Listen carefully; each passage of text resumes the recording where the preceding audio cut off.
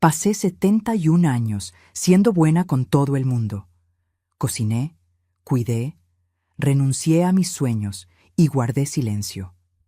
El día que fui al banco a sacar dinero para mi medicina del corazón, descubrí que mi propia familia me había dejado con 43 pesos en la cuenta.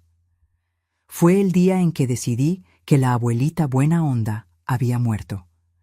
Antes de empezar, cuéntame en los comentarios, ¿desde qué país estás viendo este video? Me encanta saber de dónde viene cada persona que llega hasta aquí.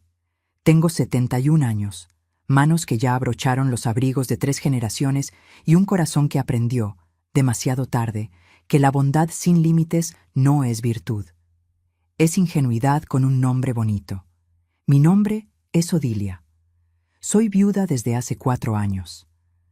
Antes de eso, estuve casada durante 42 años con Armando, un hombre callado, trabajador y honesto como pocas personas que he conocido en esta vida. Murió de un infarto fulminante un martes cualquiera, sentado en el sillón de la sala, con el periódico abierto en el regazo y una taza de café todavía caliente en la mesa de al lado.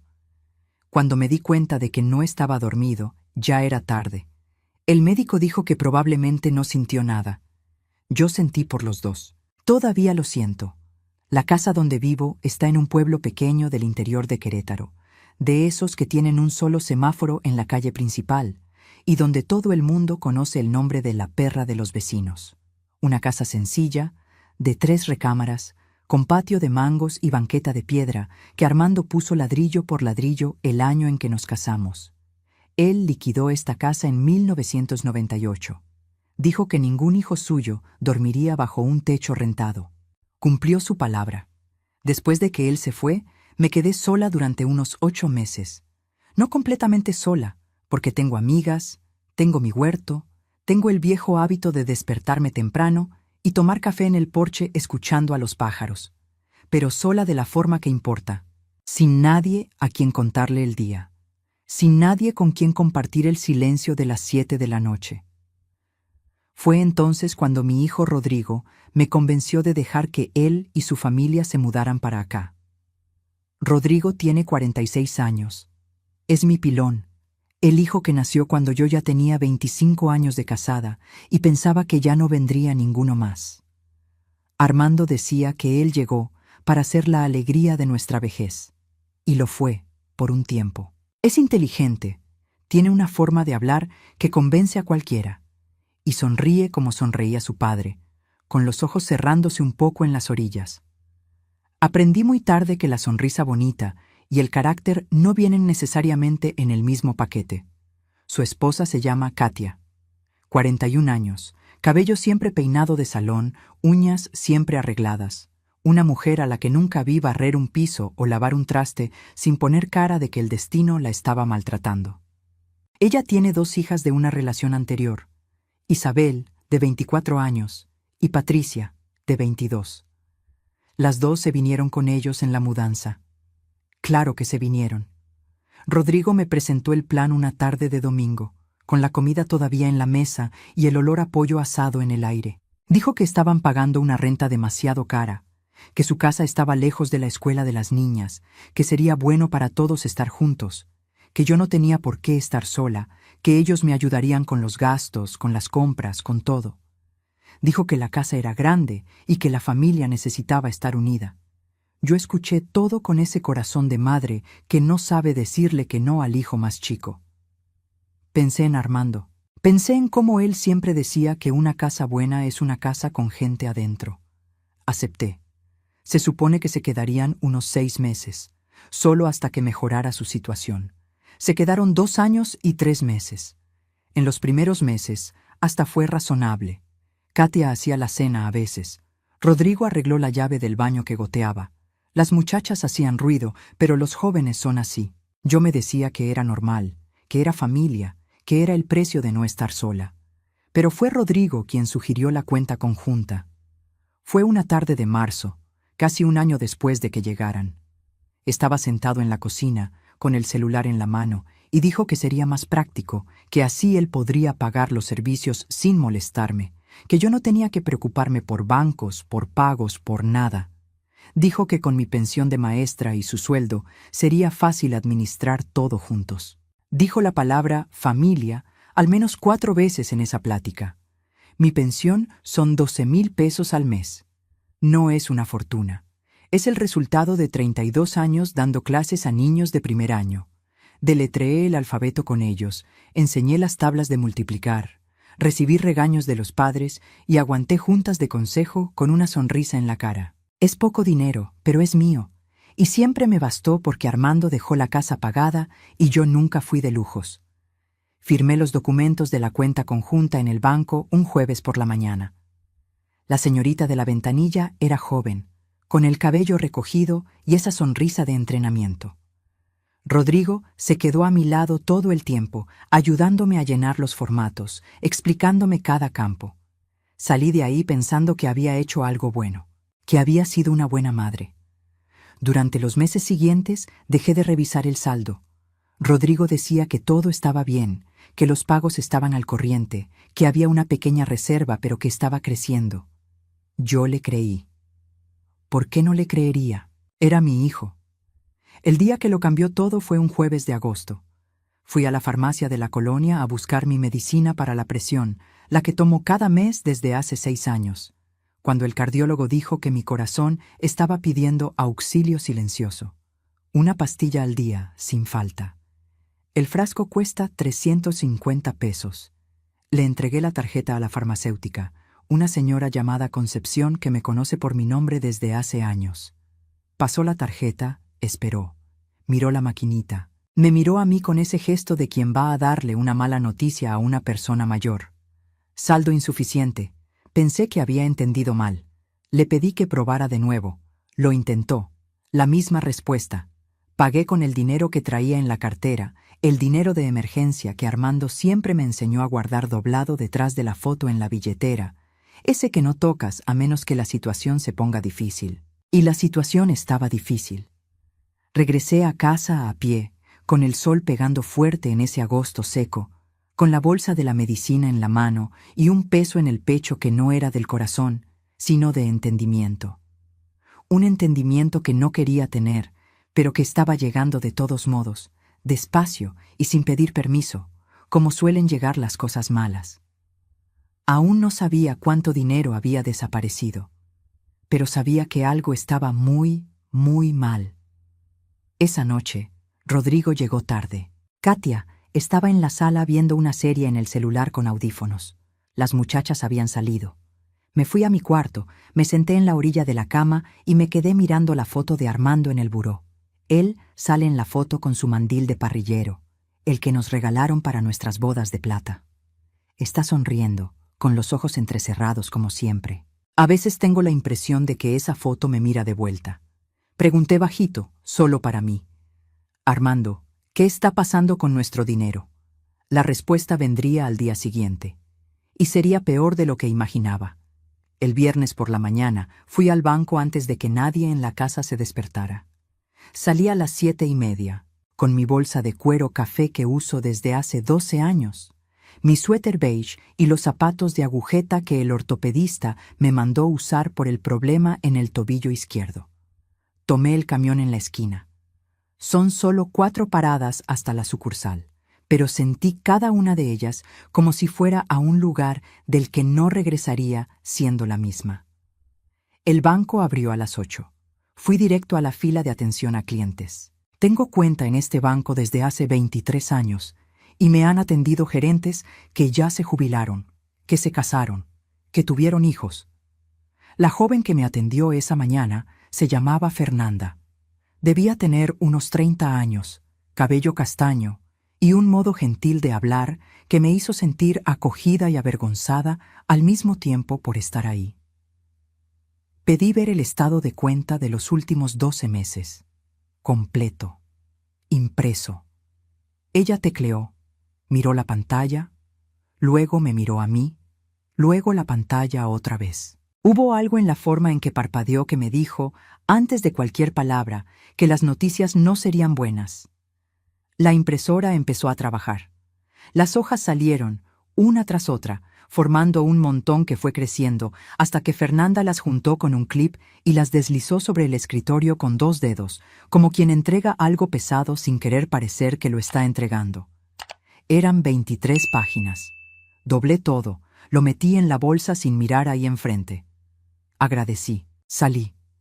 Fui hasta el rinconcito del fondo de la plaza, ese banco de cemento debajo del árbol de jacaranda, que en su época se pone todo morado. No era la época. Estaba pelado, solo ramas secas contra el cielo gris de agosto. Me senté. Abrí las hojas. Me tomó casi 1 hora leer todo. Mi pensión entraba el día 5 de cada mes. 12,000 pesos, puntuales, regulares, como habían sido por años.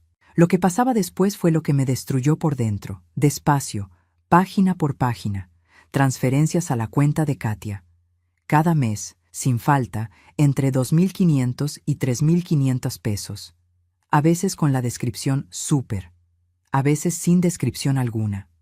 Sumé mentalmente, luego en el papel, con la pluma que siempre cargo en la bolsa. En 12 meses, más de 35,000 pesos solo a la cuenta de ella. Compras con la tarjeta de débito de la cuenta conjunta, que yo ni sabía que existía, en tiendas de ropa, en estéticas, en aplicaciones de comida, en tiendas de cosméticos. Compras que yo jamás había hecho, en lugares en los que jamás había entrado. Una compra de 5,000 pesos en una tienda cuyo nombre no reconocía.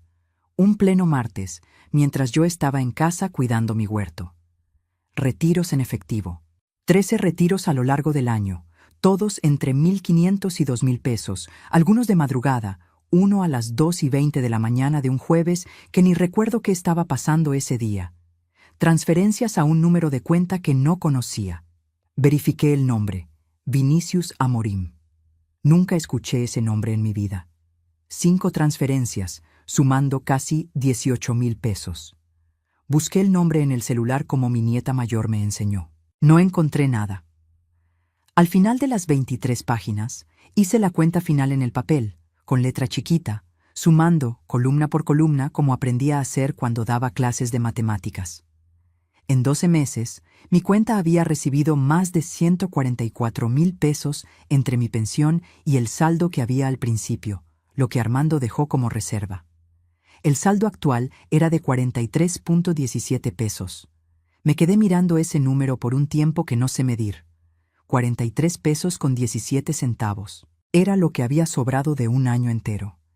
Era lo que había sobrado de los ahorros que Armando construyó durante 42 años de trabajo. Era lo que había sobrado de mí. Las hojas temblaron en mi mano. Me di cuenta de que era yo la que estaba temblando. No lloré ahí en la plaza. No sé bien por qué.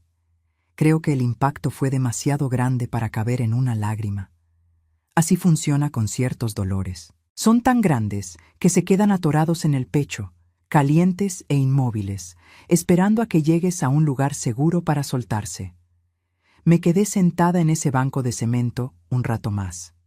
Una paloma se paró cerca de mis pies, me miró con ese ojo redondo y amarillo, y se fue. Un niño pasó en bicicleta. Una señora más grande que yo pasó con su bolsa del mandado. El mundo seguía. Pensé en Armando. Pensé en él saliendo de casa de madrugada para trabajar en la obra, en los años en que todavía construíamos todo. Pensé en sus manos, siempre con alguna marca de trabajo, siempre con ese olor a cemento y madera que nunca se iba por completo ni después del baño. Pensé en cuánto costó cada peso que esa reserva representaba, y pensé en mí misma. En la Odilia de 30 años que enseñaba a niños de 6 años a escribir su nombre por primera vez, y sentía eso como una de las responsabilidades más grandes del mundo. En la Odilia, que se esmeraba por llegar antes que nadie a la escuela y salir después de todos. En la Odilia que nunca faltó, que nunca pidió lo que no merecía, que siempre pensó que bastaba con ser buena para que las cosas salieran bien. A esa Odilia le habían robado, por dentro y por fuera. Guardé las hojas en la bolsa, me levanté despacio. Las rodillas piden permiso antes de obedecer a esta edad, y me fui a casa. No dije nada ese día, ni esa noche, Necesitaba pensar. Necesitaba entender qué había pasado y qué iba a hacer con eso. Pero algo había cambiado dentro de mí esa mañana de agosto, debajo de esa jacaranda pelada, algo pequeño, duro y firme, que empezó a crecer en el centro del pecho con la terquedad silenciosa de las cosas que llegaron para quedarse. Pasé el fin de semana en silencio.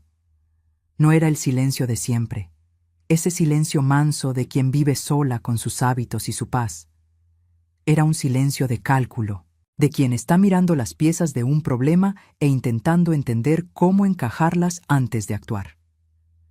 Observé la casa con otros ojos ese sábado y ese domingo. La pantalla nueva de televisión que había aparecido en la sala en febrero, que Rodrigo dijo que se la había ganado un amigo. La máquina de café expreso en la cocina, italiana, de acero, que nunca existió antes de que ellos llegaran. La ropa de Katia, siempre nueva, siempre con bolsas de marca colgadas en el closet. Los zapatos de Isabel, una fila de ellos cerca de la puerta, todos caros, todos nuevos. Yo vivía en mandil, pantalones de algodón y sandalias de hule desde hace años. No por falta de dinero, sino porque es lo que me sirve, es lo que me basta. Nunca fui de presumir, Armando tampoco. Teníamos lo que necesitábamos y cuidábamos lo que teníamos. El domingo por la tarde, mientras regaba mi huerto y Katia estaba en el teléfono en el porche de enfrente, escuché un pedazo de su plática. Se reía fuerte, como se ríe cuando está emocionada, y decía que estaba pensando en cambiar de celular, que el que tenía ya estaba viejo, que era hora de darse un regalo a sí misma. Dijo: «La cuenta está cubriendo, no te preocupes». Yo estaba hincada entre las matas de jitomate con la regadera en la mano. Me quedé quieta. La cuenta está cubriendo. La cuenta. Mi cuenta. La cuenta con mi nombre y el dinero de mi jubilación, que mi hijo administraba para ahorrarme el trabajo. Me levanté, dejé la regadera en el suelo y me fui a mi cuarto. Cerré la puerta. Me senté en la silla de palma que está cerca de la ventana, esa desde donde veo el árbol de mango del patio. Armando plantó ese mango el año que nos mudamos aquí. Ya ha dado fruta para 3 generaciones. En los años buenos llenábamos cajas y las repartíamos a los vecinos porque no dábamos abasto para comer tanto. Lo miré por un rato. El lunes por la mañana me desperté a las 5:30, antes que todos. Fui directo al banco otra vez en cuanto abrió. Esta vez pedí hablar con el gerente. Su nombre era Eduardo, un señor de unos 50 y tantos, con bigote canoso y ese modo pausado de hablar que a veces desespera pero que ese día me tranquilizó. Le expliqué la situación con toda la claridad que pude reunir. Le mostré las hojas del estado de cuenta. Le mostré las transferencias. Le mostré los retiros. Él escuchó todo sin interrumpirme. Cuando terminé, se quedó un momento en silencio. Luego dijo que lo que yo había descrito calificaba como uso indebido de cuenta conjunta, que había caminos legales, que debería buscar asesoría jurídica. Dijo también que yo podía, ese mismo día, cancelar la cuenta conjunta y abrir una cuenta individual a mi nombre exclusivo, con el redireccionamiento de mi pensión. Pregunté cuánto tiempo tardaría en ser efectivo el cambio. Me dijo que para el próximo depósito, si hacía el trámite con suficiente anticipación, el dinero ya caería en la cuenta nueva. Le dije: «Hágalo». Firmé los documentos con la letra firme de quien pasó 32 años revisando cuadernos de niños. Salí de ahí con una tarjeta nueva, verde oscuro, con mi nombre solo al frente. Odilia María Tejeda Brandón. Solo mi nombre. Guardé la tarjeta en el fondo de la bolsa, debajo del portarretratos chiquito que cargo siempre conmigo con la foto de Armando y mía en nuestra boda. Miré la foto por un segundo antes de cerrar la bolsa. Él está de traje gris. Yo estoy de vestido blanco con encaje en el cuello, que mi mamá hizo a mano. Estamos los dos sonriendo con esa sonrisa de quien todavía no sabe lo que viene, pero no tiene miedo de descubrirlo. «Armando», dije bajito, a la foto, ahí en la banqueta del banco con la gente pasando alrededor. «Yo sé lo que tú harías. Tú no harías un escándalo. Llegarías a casa, te sentarías a la mesa, abrirías las cuentas y dirías la verdad de frente. Así hacías todo. Voy a intentar hacer lo mismo. Regresé a casa, preparé la comida, puse la mesa como siempre y esperé. No dije nada todavía. Necesitaba organizar mejor las 23 páginas. Necesitaba separar, marcar, sumar de nuevo con calma. Necesitaba tener la certeza absoluta antes de abrir la boca, porque cuando la abriera, ya no habría marcha atrás. Esa tarde, con la casa vacía, Rodrigo en el trabajo, Katia y las muchachas fuera, me senté a la mesa de la cocina con las 23 páginas, una pluma roja y 2 días de claridad acumulada. Trabajé por 2 horas. Dividí todo por categorías. Compras personales de Katia, transferencias sin identificación, retiros nocturnos, transferencias para ese tal Vinicius Amorim, pagos de servicios que yo no conocía, un gimnasio, un servicio de streaming que ni uso, una aplicación de juegos. Cuando terminé, había 6 grupos de gastos marcados en rojo, con los totales a un lado. Puse todo en un folder azul que encontré en el fondo de un cajón. Escribí al frente, con mi letra de maestra, documentos, cuenta conjunta. Guardé el folder debajo del colchón de mi cama y esperé el momento adecuado. El momento adecuado llegó un miércoles por la noche. Había cenado temprano, lavado los trastes, regado el huerto antes de que oscureciera. Estaba sentada en la sala leyendo una novela. Leo de toda la vida, es de mis pocos vicios, cuando oí abrirse la puerta. Eran Rodrigo y Katia llegando juntos, con bolsas del súper en las manos. Eso me llamó la atención. Ellos rara vez compraban el mandado. La gran mayoría de las veces eran las compras que salían de mi cuenta, hechas por internet o con tarjeta por alguien que no era yo. Pero esa noche traían bolsas. Katia hasta comentó, con una sonrisa que parecía ensayada, que había comprado esas galletas que me gustan, las de canela. Las puso en la mesa de la cocina a la vista. Entendí lo que era eso, presentimiento de que algo estaba diferente. No sabían qué todavía, pero lo sentían. Dejé pasar un rato. Esperé a que Rodrigo se sentara con el celular en la sala y a que Katia se fuera al cuarto con su novela en la tablet. Entonces me levanté, fui a mi recámara, saqué el folder azul de debajo del colchón y regresé a la sala. Me senté en mi sillón de siempre, el de madera que Armando trajo de un bazar y que no cambió por nada. Puse el folder en mi regazo, crucé las manos encima, miré a Rodrigo. Él levantó la vista del celular. Vio mi cara, sé que la vio, porque la sonrisa que empezaba a formarse se murió antes de nacer. Él conoce mi cara desde que nació. Sabe cuando tengo algo que decir. Rodrigo, necesito enseñarte algo. Ven a sentarte aquí. Se sentó en la silla de enfrente. Llamé a Katia también, con voz tranquila. Ella vino con la tablet todavía en la mano, desconfiada. Abrí el folder, saqué las hojas. Las puse en la mesa entre nosotros. No grité, no lloré. Hice lo que hace una maestra cuando va a calificar un examen importante. Señalé los errores, uno por uno, con el dedo y la voz firme. Aquí, Rodrigo. Agosto del año pasado. Transferencia a la cuenta de Katia, 3,200 pesos. Tú me dijiste que había una reserva creciendo. Aquí, septiembre. 2,800 pesos, la misma cuenta. Octubre, 3,800. Noviembre, 2,500. Pasé a las siguientes páginas. Aquí, las compras con la tarjeta de débito que yo nunca autoricé. Aquí, los retiros nocturnos. Este de aquí fue un martes a las 2 de la mañana. 2,000 pesos en efectivo. Yo estaba durmiendo. Tú estabas despierto. Aquí, las 5 transferencias a un tal Vinicius Amorim. ¿Quién es esta persona? Rodrigo se puso pálido. No como el niño al que regañan, ese blanco de quien fue atrapado por sorpresa, pero todavía no sabe de qué tamaño es la sorpresa. Se quedó en silencio por unos 10 segundos que parecieron 10 minutos. Katia fue la primera en hablar, y lo que dijo me mostró todo lo que necesitaba saber sobre quién era ella de verdad. Dijo, alzando un poco la voz, que una cuenta conjunta es de los dos, que ella también tenía derecho, que Rodrigo le había dicho que yo estaba de acuerdo con las transferencias para ella, que yo había dicho que quería ayudarla. Yo nunca dije eso. Miré a mi hijo. Él desvió la mirada. Ese desvío de mirada de mi hijo de 46 años valió más que cualquier explicación. Lo vi aprender a caminar, a leer, a andar en bici. Lo vi llorando en mi hombro cuando lo dejó su primera novia.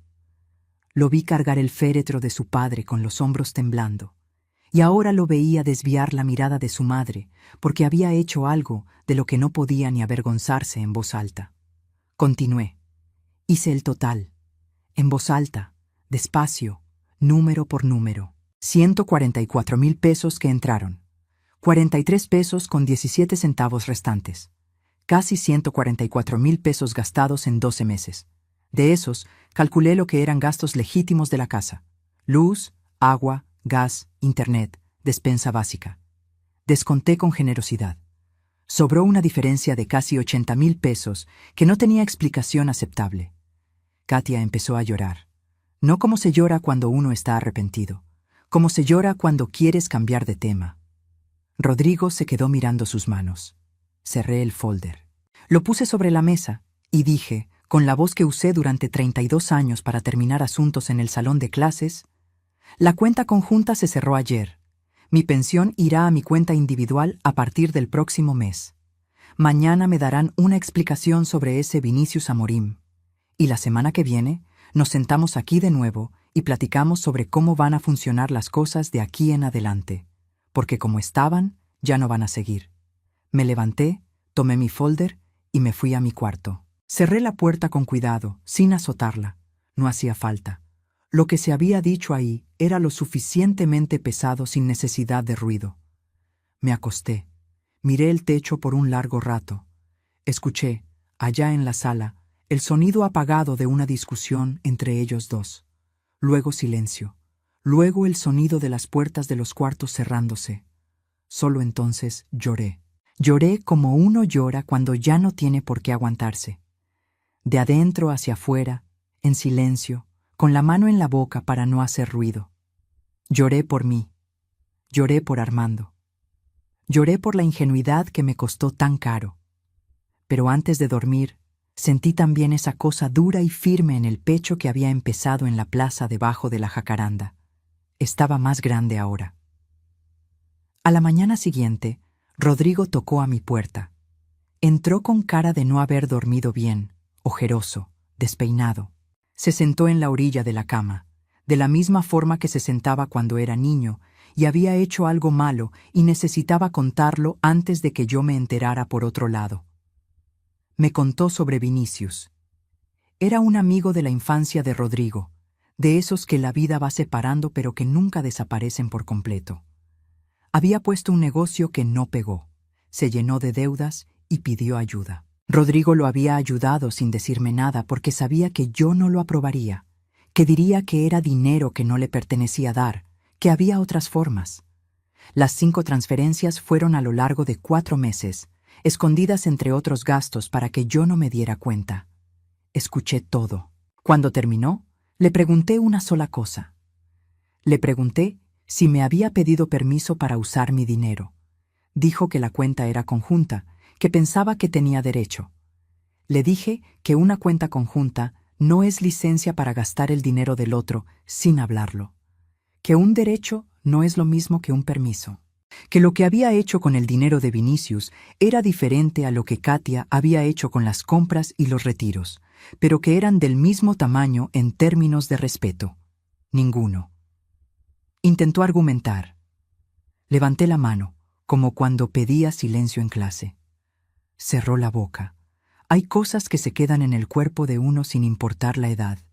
Le dije que esa semana necesitábamos sentarnos a hablar de condiciones, que si querían seguir viviendo en mi casa, había reglas nuevas, que si no querían aceptar, lo entendía, pero que la vida de aquí en adelante sería diferente a la que habían tenido los últimos 2 años. Se fue sin contestar. Esa tarde, Katia me abordó en la cocina mientras yo hacía una sopa. Se quedó recargada en la puerta, con los brazos cruzados, y dijo con esa voz de quien intenta parecer razonable, pero está furiosa por dentro, que pensaba que yo había sido injusta, que ella también aportaba a la casa, que cuidaba a sus hijas, que hacía cosas que yo no veía. Seguí moviendo la sopa. Dejé que terminara.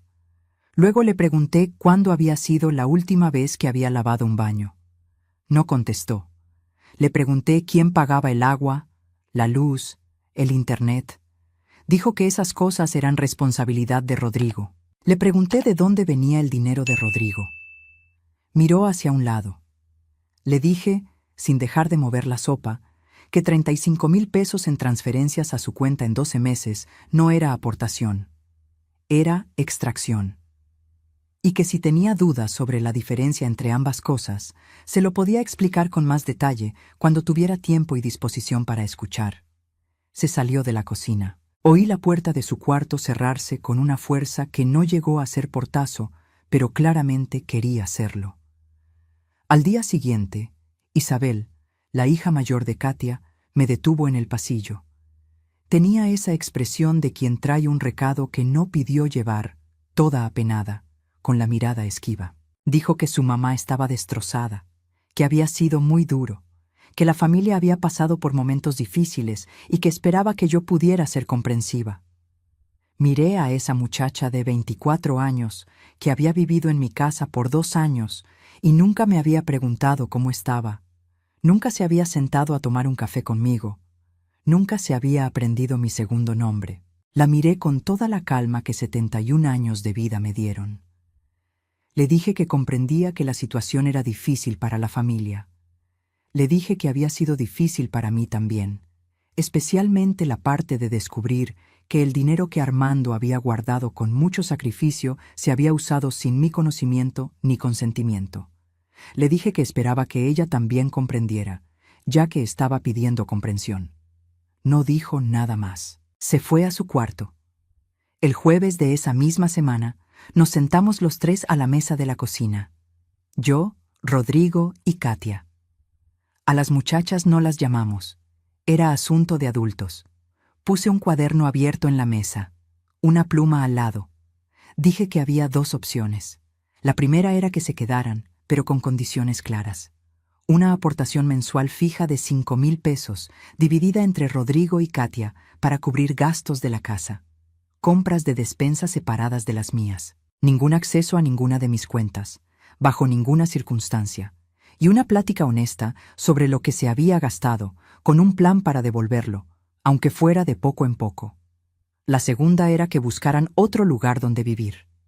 Yo los ayudaría con el primer mes de renta, porque era mi hijo y porque todavía sabía separar el castigo de la responsabilidad. Pero la vida en mi casa, tal como estaba, había llegado a su fin. Rodrigo se quedó mirando la mesa. A Katia se le llenaron los ojos de lágrimas. Les di 21 días para decidir. Salí de la cocina, me fui al patio, me senté bajo el mango con un vaso de agua y me quedé escuchando los ruidos de la tarde. El perro de la vecina ladrando, el sonido de una tele a lo lejos, el viento pasando entre las hojas. Era la primera vez en meses que me sentía dentro de mi propia casa. Los días que siguieron fueron extraños. La casa se quedó con ese silencio de tormenta guardada, de esa forma en que el aire se pone pesado antes de llover. Gente esquivándose en el pasillo. Pláticas en la cocina que se callaban cuando yo entraba. Rodrigo llegaba del trabajo, cenaba poco y se iba al cuarto temprano. Katia andaba por la casa con esa cara de que el universo entero la trataba injustamente. Al 5.º día de la plática, apareció la mamá de Katia. Su nombre era doña Eunice, una señora de unos 68 años, cabello teñido de negro azabache, ropa que parecía cara pero con una elegancia que ya había caducado. Llegó en un coche chiquito, gris, con la defensa abollada, y tocó a mi puerta con ese toque de quien está acostumbrada a entrar sin ser invitada. Fui a abrir. Entró, miró la sala con ese ojo de quien está valuando una propiedad para comprarla, y dijo que necesitábamos hablar como mujeres adultas sobre lo que le estaba pasando a su hija. La invité a sentarse. Serví café. Me quedé del otro lado de la mesa. Empezó diciendo que yo había asustado a Katia, que había sido demasiado dura, que mi generación no entendía cómo funcionaban las cosas hoy en día, que la mujer moderna no estaba obligada a trabajar fuera si tenía un compañero que proveía. Dijo que yo debía haber hablado antes de tomar medidas tan extremas. Dijo la palabra familia, con un énfasis que me irritó más que cualquier otra cosa que dijo. Dejé que terminara. Luego abrí el folder azul, que estaba en la silla junto a mí, y puse las hojas en la mesa. Le mostré los números con la misma paciencia que se los mostré a Rodrigo y a Katia. Le mostré las transferencias, los retiros nocturnos, el saldo de 43.17 pesos. Le dije que ese era el resultado de un año de cuenta conjunta, que había sido el dinero de la jubilación de una maestra que trabajó 32 años, que había sido el ahorro que mi esposo guardó durante toda una vida. Doña Eunice miró las hojas. No dijo nada por unos 30 segundos. Luego dijo que el dinero en un matrimonio era diferente, que las reglas no eran las mismas que en una cuenta individual, que había una lógica de comunidad de bienes que yo estaba ignorando. Le dije que mi casa no estaba en comunidad de bienes con nadie, que Rodrigo era mi hijo, no mi esposo, que Katia era mi nuera, no mi heredera, y que las reglas que yo había puesto eran las reglas de la dueña de la casa, no de una suegra resentida. Se puso roja, se levantó, dijo que yo había resultado ser una persona diferente a la que ella pensaba, que se iba a llevar a su hija con ella si las cosas seguían así, que me arrepentiría. Le dije que esperaba que fuera feliz donde quiera que fuera. Se salió sin tomarse el café. Esa noche, acostada en mi cuarto, oí la voz de Katia al teléfono. Esa plática susurrada que se oye sin querer a través de la pared delgada. Le estaba contando a alguien lo que había pasado, y su versión era muy distinta a la mía. En su versión, yo le había aventado los documentos a la cara, le había gritado, amenazado y corrido de la casa sin razón. Me quedé escuchando un rato. Luego apagué la luz y cerré los ojos. No era la primera vez en la vida que alguien contaba una historia donde yo era la villana cuando yo había sido la víctima. En la escuela había padres de familia que hacían eso. Llegaban quejándose de que la maestra había humillado al hijo, y cuando veías, el niño había copiado en el examen y yo le había pedido que lo repitiera. Aprendí pronto que la versión de quien se siente expuesto rara vez tiene que ver con lo que de verdad pasó. El día 12, Patricia, la hija más chica de Katia, me detuvo en el patio mientras yo cortaba jitomates. Ella era la más callada de las dos. Siempre pareció un poco fuera de lugar en medio de tanto ruido. Se quedó parada cerca del cilantro, mirando al suelo, y dijo bajito que sabía que su mamá había exagerado, que ella no había participado, que nunca había pedido nada que no fuera la comida de la mesa, que si pudiera, se quedaría, porque me quería de verdad. Miré a esa muchacha de 22 años con los ojos sinceros y pensé que debía ser muy difícil ser hija de Katia. Le dije que no tenía nada contra ella, que si dependiera solo de ella, las cosas serían distintas, pero que no dependía solo de ella, y que yo necesitaba cuidarme a mí misma, y que a veces cuidarse a una misma tiene un costo que pesa en personas que no merecen pagarlo. Asintió. Regresó adentro. No volvimos a cruzar palabras sobre el tema. El día 15, Rodrigo me encontró en el porche temprano y dijo, con esa voz de niño que todavía vive dentro de todo hombre, que iba a buscar departamento, que ya había entendido, que estaba avergonzado, que me amaba más de lo que podía decir y que se había equivocado de una forma que no sabía cómo arreglar, pero que quería intentarlo. Me quedé mirándolo. Al rostro de Armando dentro de su rostro, esa forma de fruncir la orilla de la boca cuando tiene vergüenza. Le dije que yo también lo amaba, que siempre lo había amado, que el amor no era el problema, que el problema era el respeto, y que el respeto se podía reconstruir, pero que tomaría tiempo y que ese tiempo no corría en el reloj de ninguno de los dos, corría al ritmo de la verdad. Lloró. Yo también. Pero no cambié de decisión. El día 21 se fueron. Renté una mudanza chica, Rodrigo la pagó, y se pasaron todo el sábado cargando cosas. Yo me quedé en casa, en mi sillón, con un libro en el regazo que no pude leer bien porque mis ojos se iban a la ventana. Vi salir las cajas. La televisión nueva que había desaparecido de su caja de cartón y estaba siendo subida al camión. La cafetera italiana. La ropa de Katia, gancho por gancho. los zapatos de Isabel en bolsas de lona. Doña Eunice apareció de nuevo para ayudar en la mudanza. Pasó junto a mí una vez, en el pasillo, y no dijo nada. Yo tampoco. Cerca de las 2 de la tarde, el camión estaba lleno. Katia se salió sin hablarme. Las muchachas pasaron por la puerta con cara de que estaban aliviadas de irse, pero no querían que fuera muy obvio. Rodrigo fue el último. Se quedó parado en la puerta del frente con la llave de mi casa en la mano. La puso sobre la credenza del pasillo, esa de madera oscura que Armando trajo de una herencia de su mamá. La llave golpeó la madera con un sonido fino. Dijo que llamaría. Dijo que estaba arrepentido. Dijo que me amaba. Respondí que yo también llamaría, que sabía que estaba arrepentido, que también lo amaba, pero que la llave se quedara en la credenza por ahora, porque yo necesitaba tiempo, y el tiempo es lo único que no tiene prisa. Él salió. Yo cerré la puerta. Me quedé recargada en la puerta unos minutos, escuchando el motor del camión encenderse, el ruido alejándose, la calle quedándose quieta. Luego me fui a la cocina. Me hice un café. Me senté a la mesa. Miré la cocina vacía, mi cafetera sencilla de filtro, mis platos blancos con la orilla azul que tengo desde hace 20 años, mis hierbas secas colgadas en el clavo cerca de la ventana. Todo era mío. Cada cosa de esa cocina tenía una historia que yo conocía. Cada marca en la mesa tenía un nombre. Nada había llegado sin que yo supiera de dónde venía. Esa era mi cocina. Esa era mi casa. Entera, mía. Me tomé el café despacio, sin prisa.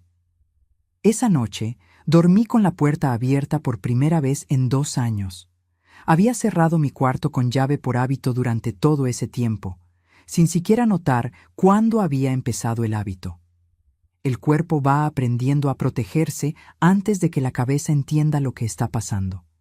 Con la puerta abierta, escuché la casa respirar, el viento en el patio, el ruido del motor del refri, el tic-tac del reloj de la sala, ese reloj de pared con caja de madera que le regalaron a Armando sus alumnos de la escuela técnica donde dio clases antes de jubilarse. Ese reloj estuvo ahí cuando ellos llegaron. Estuvo ahí durante todo. Siguió marcando el tiempo sin importarle lo que pasaba alrededor. Yo podría aprender del reloj. En los días que siguieron, hice lo que no hacía desde hacía mucho. Me dediqué a mi propia vida. Limpié la casa de arriba a abajo, no porque estuviera sucia, sino porque limpiar con calma es una forma de tomar posesión de un espacio. Lavé las cortinas, reorganicé las alacenas. Puse de nuevo en el estante de la sala los libros que habían sido empujados al fondo cuando llegó la tele nueva. Volví a regar el huerto cada mañana con calma, sin prisa por entrar antes de que alguien se despertara. Planté cebollín nuevo. Trasplanté la mata de albahaca que se estaba secando. Fui al médico a hacerme un chequeo que había pospuesto. La doctora, una muchacha joven pero muy capaz, dijo que mi corazón estaba bien para mi edad, que la presión estaba controlada con la medicina y que necesitaba caminar más. Quedamos en que caminaría 30 minutos diario. Empecé al día siguiente. La calle de mi casa tiene una banqueta buena, de piedra, con árboles a cada lado. Caminar por ahí temprano es una de las cosas sencillas que el mundo ofrece gratis y que yo había dejado de hacer sin darme cuenta. Empecé a caminar diario, a las 7 de la mañana, con mi suéter beige y mi sombrero de palma. La vecina del final de la calle, doña Lourdes, me vio pasar un día y corrió a alcanzarme. Es viuda como yo, tiene unos 74 años, teje y tiene opiniones muy firmes sobre las novelas. Nos volvimos compañeras de caminata. Nos sentábamos en la tiendita de la esquina después de caminar y nos tomábamos un jugo de naranja. Ella me contaba de sus nietos, yo le contaba de mi huerto. No le conté todo lo que había pasado, no en esos primeros días. Pero le conté que había pasado por un momento difícil y que me estaba reorganizando. Ella asintió con esa sabiduría de quien ya ha visto mucho y dijo que cuando la vida se estrecha es porque está a punto de abrirse hacia un lugar mejor. No sé si era verdad, pero se sentía bien escucharlo. Al final del primer mes sola, revisé mi saldo bancario. 3.156.43 pesos. Había pagado la medicina, la luz, el mandado, el gas. Había guardado algo en el ahorro. Y todavía sobraba eso. Poco, pero mío, todo mío, contado y real. Me quedé mirando ese número en la pantalla del celular por un buen rato. 3.156.43. Era el principio de una reconstrucción. Rodrigo llamó el día 28. Contesté. Su voz sonaba distinta, más baja, más cuidadosa de lo que acostumbraba conmigo. Preguntó cómo estaba. Dije que bien. Preguntó si la casa estaba bien. Dije que excelente. Hubo un silencio. Luego dijo que había hablado con Katia, que las cosas entre ellos estaban difíciles, que ella había dicho que el problema fue que él no puso límites y que él estuvo de acuerdo, pero que estar de acuerdo había llegado demasiado tarde. No dije nada. Dejé que hablara.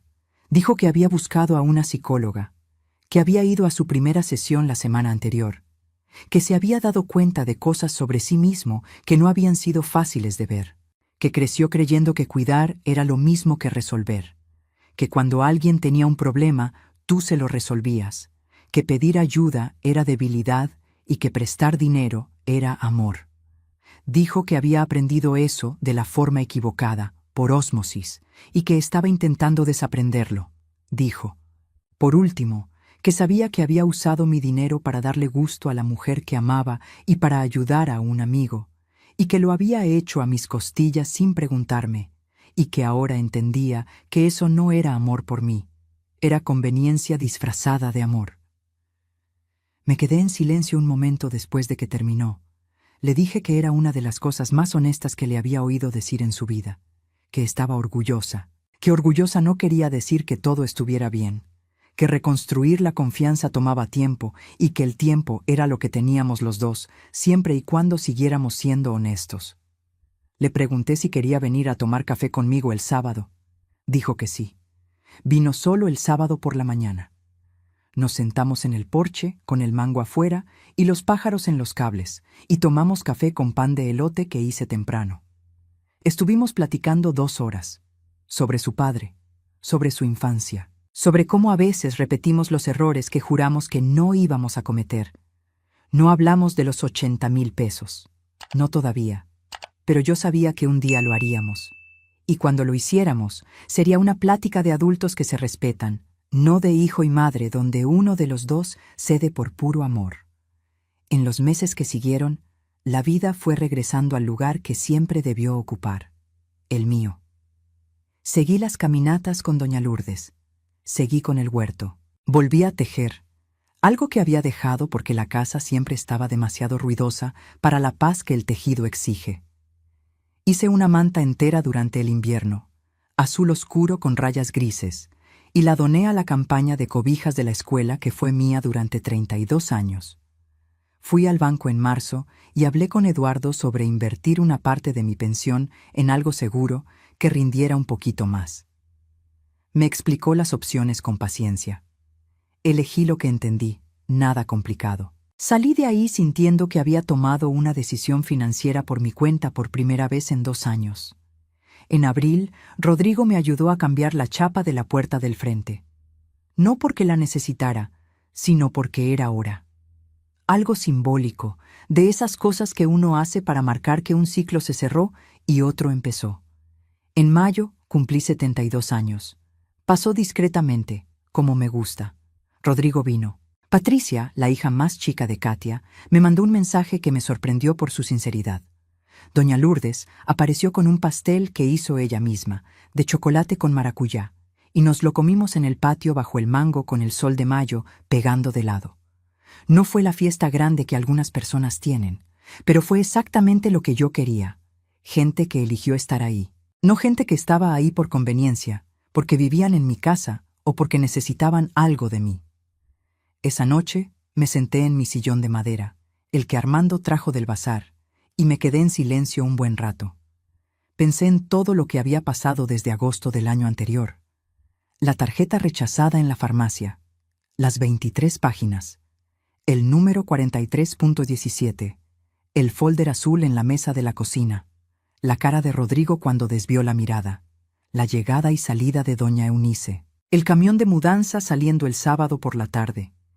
Y pensé también en lo que pasó después, las caminatas de la mañana, el café del sábado con mi hijo, la manta azul donada, la chapa nueva, el pastel de chocolate de doña Lourdes. La vida está hecha de las dos cosas, de las pérdidas y de lo que crece en su lugar. Me levanté, fui a mi cuarto y tomé la foto de Armando. Me senté en la orilla de la cama con la foto en el regazo, como hago cuando necesito platicar con él.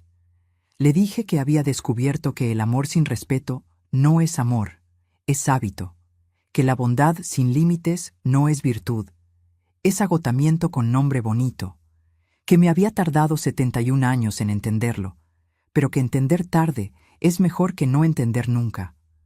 Le dije que estaba bien, que la casa estaba bien, que el árbol de mango estaba cargado y que en unas semanas iba a necesitar repartir fruta a los vecinos porque no iba a dar abasto.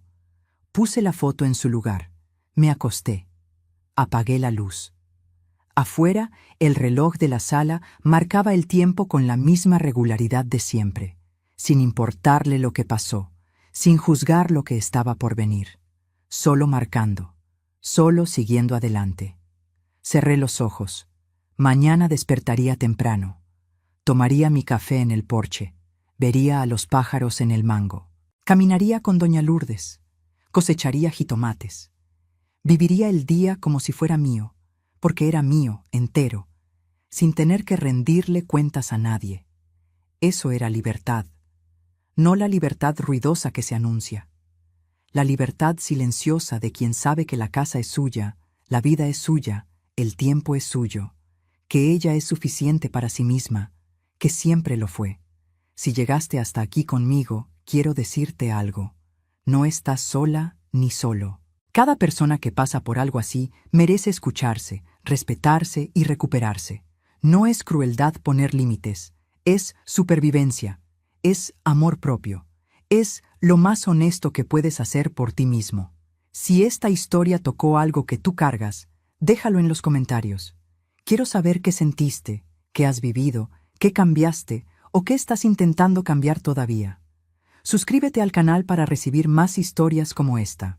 Dale me gusta al video si crees que todo el mundo merece ser tratado con respeto dentro de su propia casa. Y si quieres ser parte de nuestra comunidad de una forma más cercana, considera unirte como miembro del canal.